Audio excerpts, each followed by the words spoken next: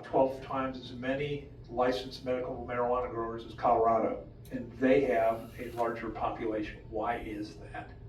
Because we're a social welfare experiment station.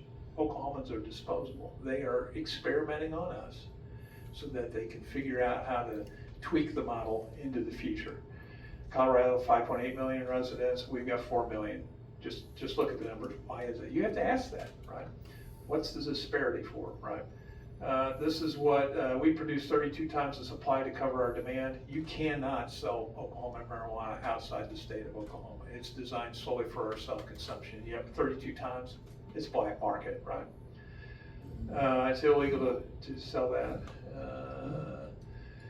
The effect on Oklahoma, we're now top 10 state, of course. We're ranked number 3 in the nation for marijuana use. We used to be number 43 until we get legalized this stuff. Right now we're a top 10 state in that, and that's shameful. In 2020, we're the first one where our youth rose above the national average. 44% increase in marijuana use when comparing it to the 4 years after versus 4 years before. All right, there you go. I'm done. But I open it up to questions if you'll allow it. I have a question.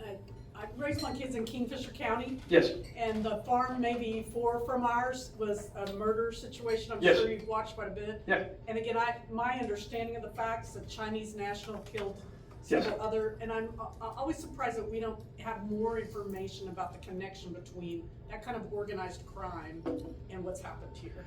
Well, part of that is the amount of money you want to spend on public safety, right?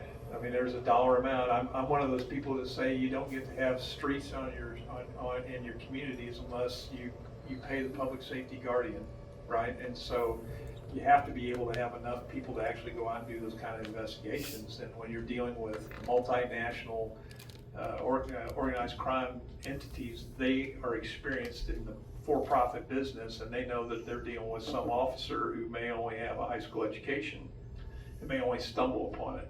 So we need to figure out how to up our game. I think we've done some of that.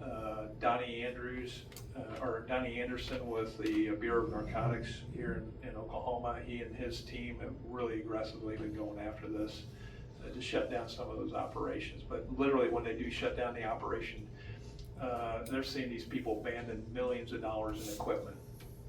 Why would you abandon millions of dollars in equipment unless you know you're going to make tens of $millions where you open it up at the next place? So it's terrible. Yes, sir. 35 years ago, during the AIDS epidemic, the HIV epidemic, I do believe the FDA approved Marinol Yes. and that's been thoroughly studied. And Right. it was never a first-tier drug for any of that. It was more Right. like a third-tier intervention, mainly for the wasting process you get with advanced HIV unchecked. Right. And apparently it's still on the market. Right, it still is, but that's where you have a doctor who's very narrowly understanding the medical condition of the patient to make sure that, all right, this is going to be to reduce whatever that pain issue was. And it's a very small, isolated population. You know, and the industry is always going to say, well, we've got some evidence to show it might help with seizure disorders. Okay, well, what percentage of babies or small children have this unique seizure disorder that you might have some little connection of?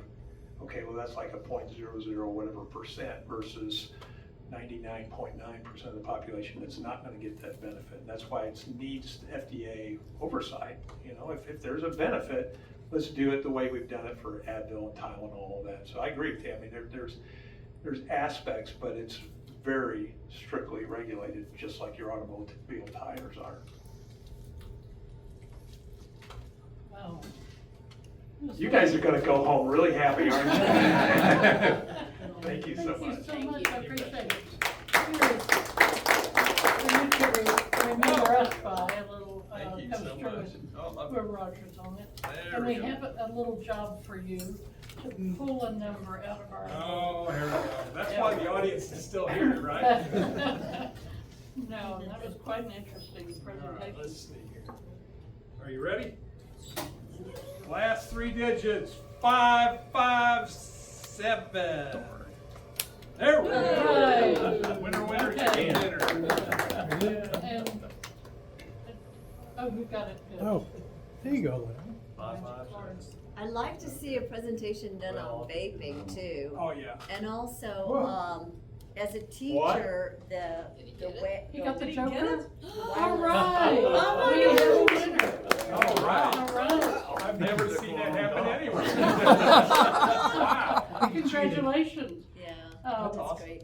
I'll have to see how much half of it, because you get half of our pop. Yay. Very good. Thank you. Well, oh yeah, different kinds of pop. That's awesome. All right. So next week, remember, we're gonna go eat a little breakfast and go take a tour of Assistance League. And now if You can come oh, to the tour even if you can't come to breakfast, Yes. so don't worry about that. and we're asking for tours at RSVPs, noon. but I don't think we really, I don't know why we asked for it. oh, okay, Didn't- just show up. Yeah. Yeah, because we have a room that'll accommodate 20 people, I think, and they'll be happy to have us there. Good presentation. All right, now, you'll join me in the four-way test. The things we think, say, and do. Is it the truth? Truth. Is it fair to all concerned? Will it build goodwill and better friendships? Will it be beneficial to all concerned? And will it be fun? Thank you so much. We are done.